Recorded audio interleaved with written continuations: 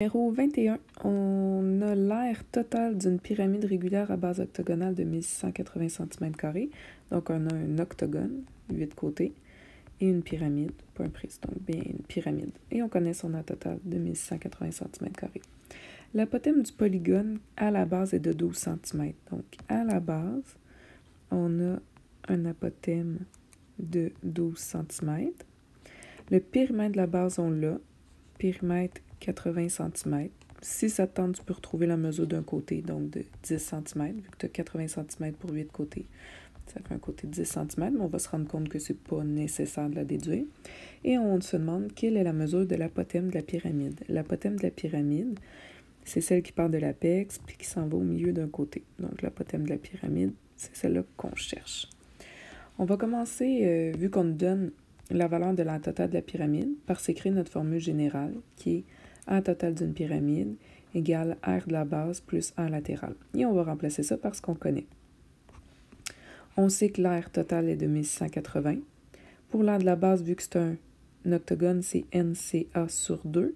Mais N fois C, le nombre de côtés fois la mesure du côté, c'est notre périmètre de 80. Donc, je vais y aller avec la formule périmètre de la base fois l'apothème de la base divisé en 2 au lieu de NCA sur 2. Pour l'aire latérale d'une pyramide, c'est périmètre de la base fois l'apothème de la pyramide divisé en 2. J'en profite pour vous montrer que la formule de l'aire de la base et de l'aire latérale se ressemblent. C'est juste que pour la base, on utilise l'apothème de la base. Pour les faces latérales, on utilise l'apothème de la pyramide, celle qui est sur les faces latérales. Bon, c'est pas mes plus beaux dessins. C'était pour bien faire. On repart avec ça et on remplace un peu plus ce qu'on connaît. Notre périmètre de la base, 80 cm. Notre apothème de base, 12 cm. Okay, donc on a ça. On n'oublie pas de réécrire notre division par 2. Le périmètre de la base, même affaire, 80 cm, sauf que l'apothème de la pyramide, c'est exactement ce qu'on cherche ici. Fait que tu peux écrire X pour ton inconnu, mais sinon, garde apothème ou apothème de la pyramide. On va faire un peu d'algèbre ou de calcul. 80 fois 12 divisé en 2, ça nous donne 480. Puis ici, c'est comme si tu as fait 80 AP, mais divisé en 2, ça donne 40 AP. Enlève le 480 de chaque côté de ton équation. Ça va donner 1200.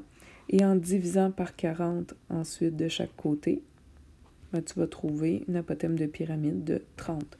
Si tu as du temps dans tes exercices, tu peux reprendre ton apothème de pyramide de 30 et recalculer ton aire totale. Si tu ne fais pas d'erreur, tu devrais arriver à 1180. C'est un bon moyen de te valider.